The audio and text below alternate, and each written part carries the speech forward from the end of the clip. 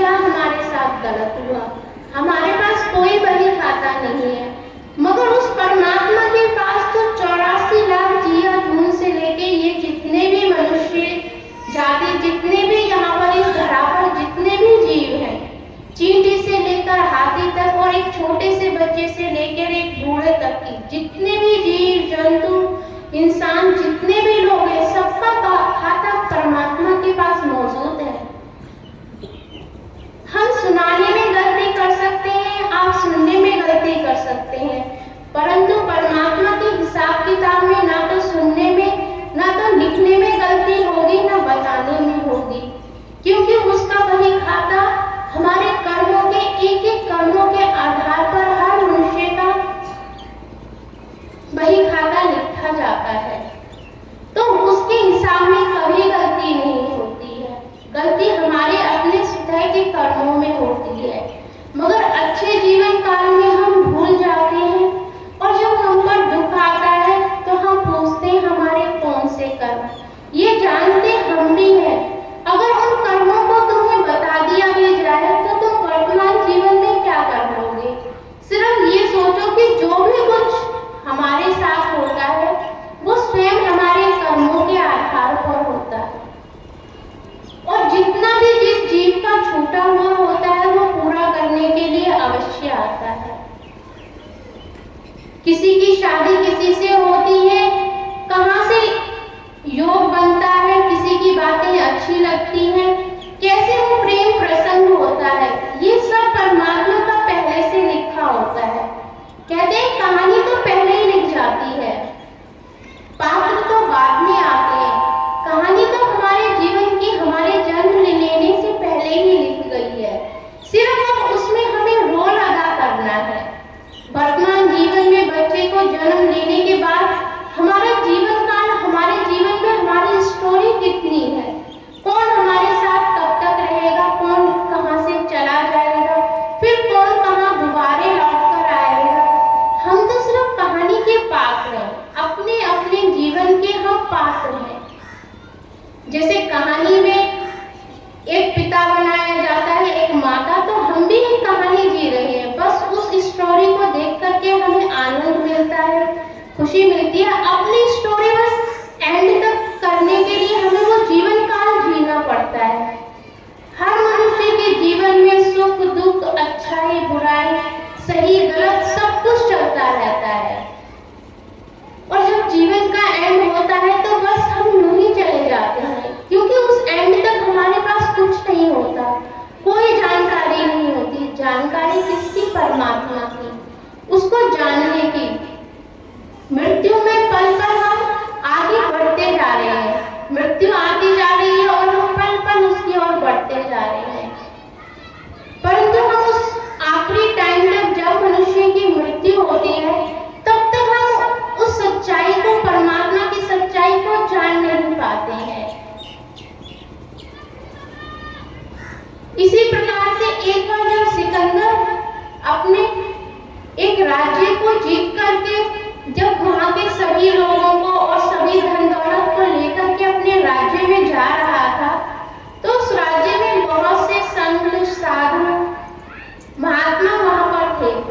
तो सिकंदर ने कहा कि क्यों ना मैं इन सबको भी ले चलूं, अपने राज्य में ले जाऊंगा तो सबको दिखाऊंगा कि उस राज्य में देखो कैसे साधु संत हुआ करते हैं।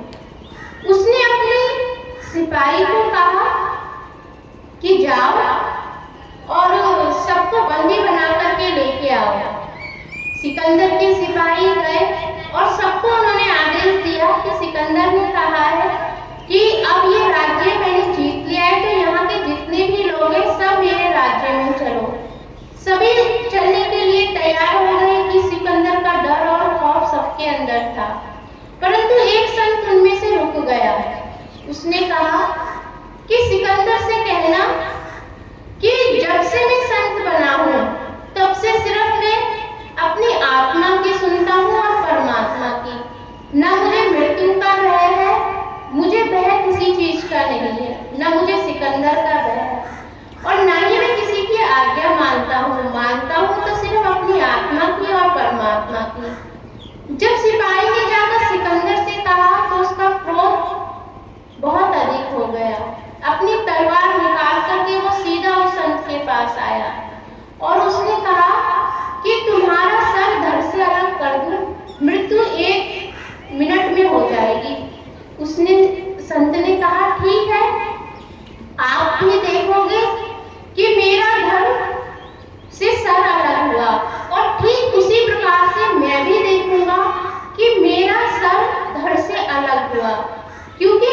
शरीर से अलग हो चुका हूँ। आप सबको ले जा सकते हो, परंतु उनको डर है मृत्यु का, और मृत्यु तो मैं रोज देखता हूँ। इस शरीर से निकल करके मैं बाहर जाता हूँ और फिर परमात्मा के आदेश अनुसार इस शरीर में जाता हूँ। वो मृत्यु ये नहीं कि शरीर से धड़ से सर को अलग कर दिया तो वो मृत्यु है, नहीं। परमात्मा की आज्ञा होगी और मेरे कर्म का आधार होगा तो इस संसार से मुझे जाना होगा, अन्यथा सिकंदर हो, चाहे सिकंदर की जगह कोई और राजा क्यों ना हो, मैं भय से मुक्त हूँ। मुझे भय नहीं है उस मृत्यु का, क्योंकि मैं रोज रात मरता हूँ और इस शरीर से मैं भी अलग होता हूँ। आप भी देखोगे कि तलवार से मेरा सर कटा अलग है और मैं भी इसी प्रकार से देखूंगा। सिकंदर गया अपने राज्य में और उसने कहा, मैं सबको लेके आ सका, परंतु मैं उस संत को नहीं लेके आ सका, क्योंकि वो भय से मुक्त था। हम डरते हैं मृत्यु से, और जिसकी मृत्यु रोज हो तो वो उसको मृत्यु से क्या डर है। कहने का अर्थ यह है कि जब हम परमात्मा में लीन होंगे, आत्मा और परमात्मा दोनों ही हमारे भीतर है, जब हम उस परमात्मा के दर्शन कर लेंगे तो जो मृत्यु का भय हमारे अंदर है वो निकल जाएगा। मृत्यु तो एक ना एक दिन सभी की होनी है। हमारा जीवन काल कितना है, सिर्फ वो मोह, ममता, प्रेम, प्यार, उसके बंधनों में इस संसार में हम इतने फंसे हुए हैं। किसी को पति से प्रेम है, किसी को पत्नी से, किसी को बच्चों से, किसी को धन से प्रेम है, सबको किसी न किसी से बहुत प्रेम है। ये प्रेम के बंधन से हम मुक्त नहीं हो पाते। एक बार जब हम परमात्मा के प्रेम में लिप्त हो जाते हैं तो हमारे सामने सभी प्रेम फीके रहते हैं।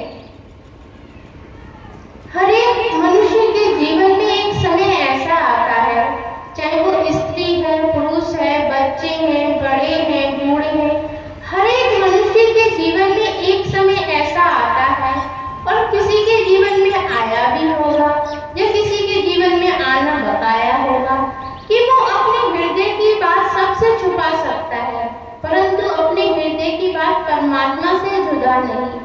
वो परमात्मा से सब बात कह सकता है, और जब वो घड़ी उस मृत्यु के समय पर वो पहुंचता है, तब उसके सामने सभी रिश्ते, कितनी अच्छी पत्नी हो, पति हो, बच्चे हो, कितनी भी सेवा करने वाले क्यों ना हो, तब उस समय वो परमात्मा को याद करता है।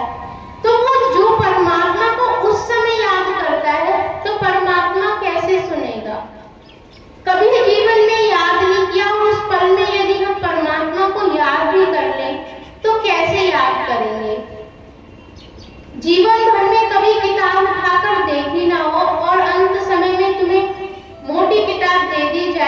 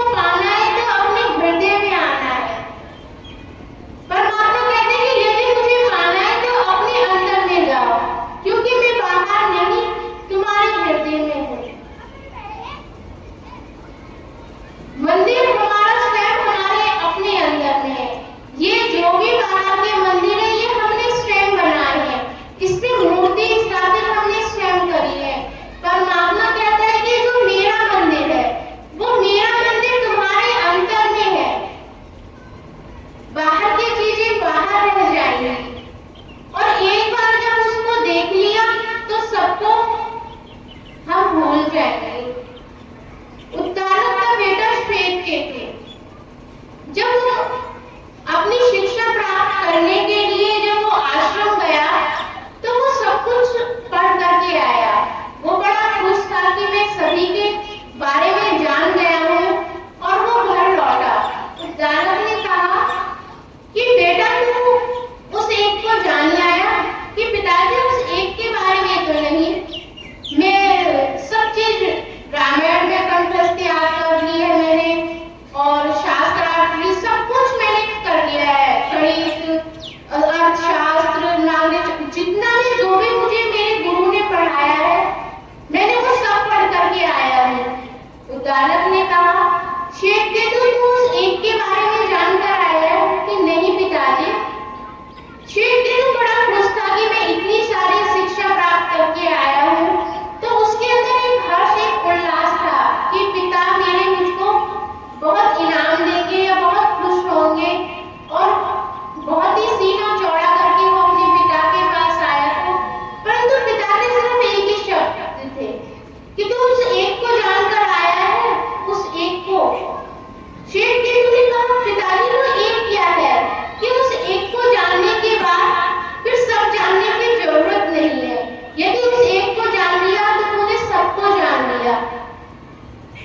शेख केतु दोबारा अपने गुरु के पास लौटा और शेख केतु ने कहा कि गुरुजी मैंने सब कुछ आपने पढ़ाया, मुझे उस एक के बारे में नहीं पढ़ाया। गुरुजी ने कहा उस एक को पढ़ाने के लिए अभी तक जितना भी तूने पढ़ा था तो तू बाहर गया था, तू बाहर से तूने सब कुछ पढ़ लिया, मगर जब तुझे उस एक की ललक लगी है तो तुझे अब बाहर जाने की जरूरत नहीं है। अब तुझे स्वयं अपने अंतर में जाना पड़ेगा।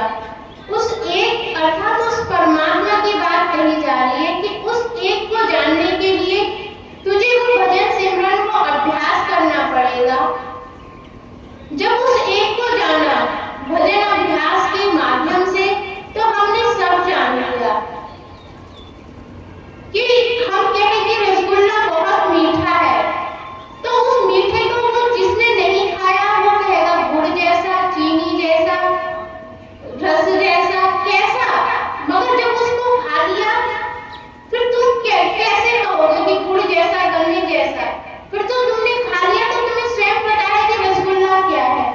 वही परमात्मा है। अभी हम सब धर्मों में फंसे हैं कि भगवान कैसा, अल्लाह जैसा, राम जैसा, कृष्ण जैसा, राधा जैसा, पार्वती जैसा, गणेश जैसा, कैसे परमात्मा?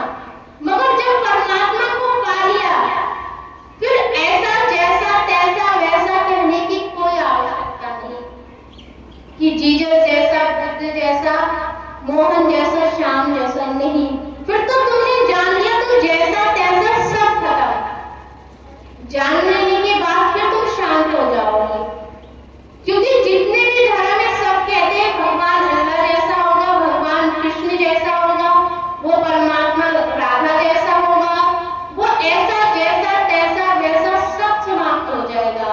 और वो समाप्त कैसे होगा? ऐसा जैसा तैसा वैसा। जब तुम अपने अंतर में जाओगे और जब तुम उस परमात्मा को पाओगे तो ना तो वो ऐसा है, ना जैसा है, ना तैसा है। जैसे तुम हो वो बिल्कुल वैसा ही है। उसकी मूर्त तुम ही हो, तुम्हारा ही वो मंदिर है। वो मंदिर बाहर नहीं, वो मंदिर हमारे अंतर में है। उस मंदिर में जाओगे तो वो जैसा है वो वैसा ही तुम्हें दिखेगा। उसकी कोई मूर्त ऐसा जैसा वैसा बनाने की आवश्यकता ही नहीं, सिर्फ एक बार देखने की जरूरत है। और वो क्षण कब आएगा? जब तुम उस क्षण में पहुंचोगे, जब तुम उस भजन अभ्यास में जाओगे। कोई कहता है हमें समय नहीं मिलता। समय तो सबके पास उतना ही होता है। जो भी परमात्मा के जितने भी संत महात्मा बुद्ध हुए हैं, बुद्ध ने कितनी तपस्या करी। 12 साल तक उन्होंने बिना खाए पिए रहे। 12 साल में सिर्फ 1 साल उन्होंने खाया कि जब बिल्कुल प्राण निकलने को हुए तो एक फल खा लिया, ज्यादा प्यास लगी तो एक घूंट पानी पी लिया। जो शरीर था वो जर जर उन्होंने कर लिया।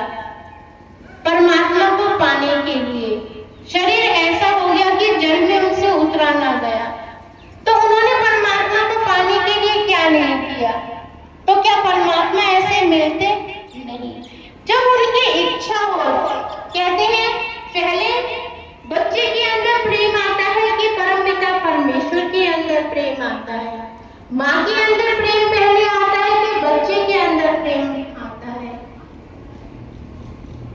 सबसे पहले प्रेम परमपिता परमेश्वर के अंदर आता है। जैसे ही माँ बच्चे को जन्म देती है तो माँ उस बच्चे को अपनी छाती से लगाना चाहती है। बच्चे को तो कुछ नहीं पता, उसने तो अभी जन्म लिया है, परंतु जैसे ही माँ उसको अपनी गले से लगाती है तो उसके अंदर वो ममता, वो प्रेम उत्पन्न होता है। तो वही प्रेम उस बच्चे के अंदर उतर जाता है और बच्चा अपनी माँ से गले लग करके फिर वो दूध पीने लगता है। तो प्रेम जब भी जिसके जीव के लिए परमपिता जब भी आदेश करेंगे, जब भी परमपिता जिस जीव को इस संसार से ले जाएंगे, तो वो प्रेम स्वतः ही उसके अंदर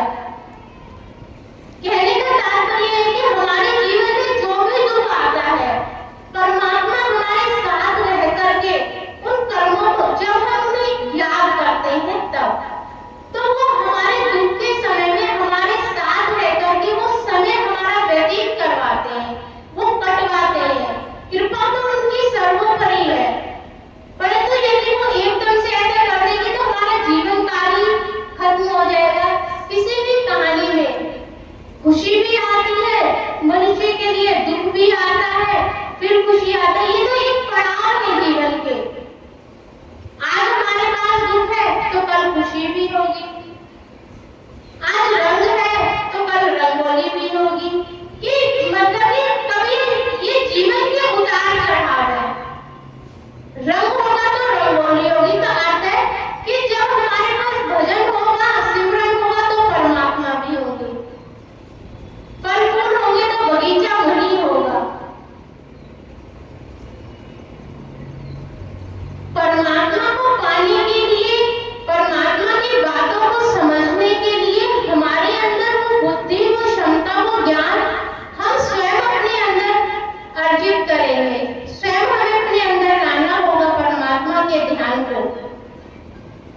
बच्चे को यदि हम एक बार स्कूल में डालने जाए तो वो एकदम से तो टीचर नहीं बन रहा। जब तक वो पूरी पढ़ाई करेगा, उस डिग्री को लेगा, तभी तो वो आगे बच्चों को पढ़ाने लायक टीचर बनेगा।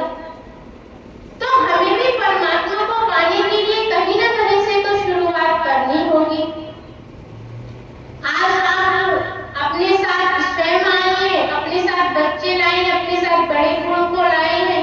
तो हम जो भी बातें इधर सत्संग में आकर के सुनते हैं, वही बातें हम जाकर के अपने घर में अपने बड़े बूढ़ों को, बच्चों को हम समझाएंगे, तभी तो वो समझेंगे, तभी तो उनके ऊपर परमात्मा की कृपा होगी। कि जीवन में यदि हम बाहर घूमते रहे तो सिर्फ हम बाहर से बाहर ही चले जाएंगे। जीवन और मृत्यु को हम समझ नहीं पाएंगे। जीवन और मृत्यु को हम कभी नहीं समझ पाएंगे। सिर्फ जीवन को पैदा होना समझा और मरने को हमने मृत्यु समझा।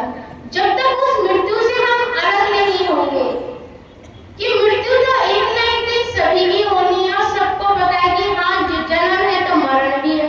मगर ये जीवन अंतराल में हमें कैसे जीना है, कैसे परमपिता परमेश्वर का हमें ध्यान करना है,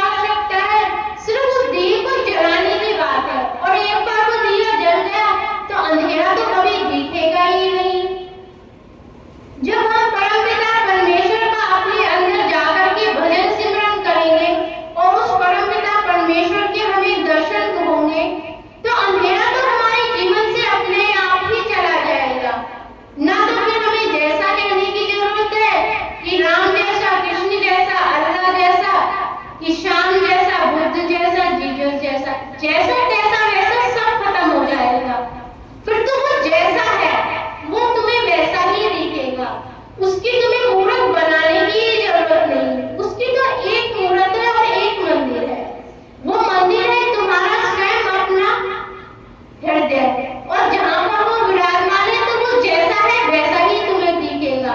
बाहर के तो तुम्हें उसको लगाने की जरूरत ही नहीं है कि ऐसा वैसा जैसा तैसा, वो जैसा है तुम्हें वैसा ही दिख जाएगा।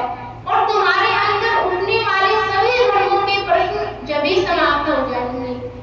चढ़ाई हमें चढ़नी है, परमात्मा को पाने के लिए चढ़ाई हमें चढ़नी है, तो वो चढ़ाई तुम्हें ही चढ़नी होगी।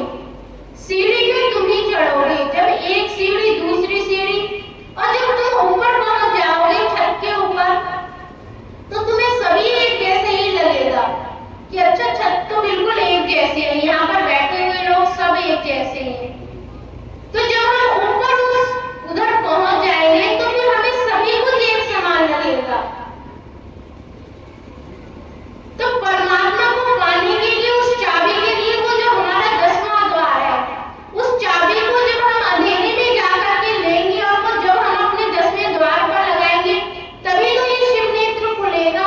और जिसका खुल गया तो बस उसको फिर सभी कुछ एक लगेगा, ना उसके लिए कोई धर्म अलग है, ना उसके लिए कोई नीचा है, ना कोई उसके लिए ऊंचा है, ना कोई, सब कुछ उसके लिए सही लगेगा। हमारे अंदर जो अहंकार का बीज है, कहते हैं कि वृक्ष बड़ा होता है, तो हम बीज से पहले हम कहते हैं कि हमें गेहूं लगाने हैं, तो हम बीज से पहचान लेते हैं कि हम यदि गेहूं का बीज बोएंगे तो वृक्ष किसका होगा, गेहूं ही आएंगे। यदि हम आम का बीज गुठली बोएंगे तो इस पे आम का वृक्ष बनेगा और ये आम का फल देगा। तो हम बीज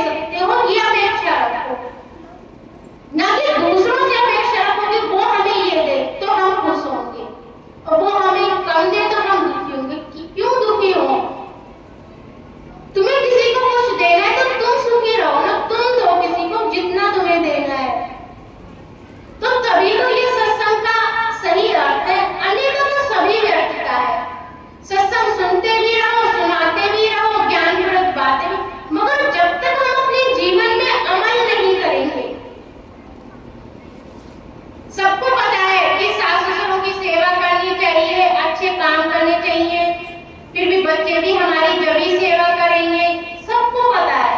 मगर अपने अपने जीवन में अमल कौन कितना कितना करता है?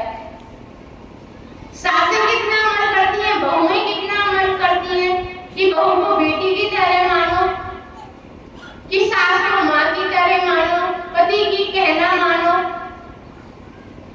मतलब पत्नी के लिए कहा जाता है कि पति का कहना मानो, मगर पति को कोई नहीं कहता कि पत्नी का भी कहना मानो, क्योंकि इससे पति के अहंकार को ठेस पहुंचेगी।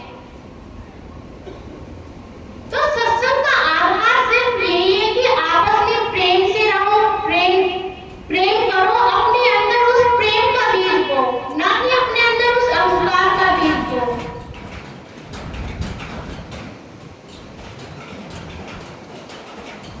आप सभी यहाँ पर आए हो, सत्संग है, इसी प्रकार से आते रहो और परमात्मा का भजन अभ्यास सत्संग सब सुनते रहो। सभी के ऊपर परमात्मा की कृपा बनी रहे, सभी को परमात्मा का बहुत बहुत आशीर्वाद मिले। अब अगला सत्संग 23 अप्रैल का है, आप सभी यहाँ पर आओ और 23 अप्रैल को पूरे 7 साल हो जाएंगे सत्संगों के। सत्संग को परमात्मा का आदेश आया कि 23 अप्रैल को सत्संग होना है, तो सिर्फ संत तो सिर्फ परमात्मा का ही आदेश मानते हैं।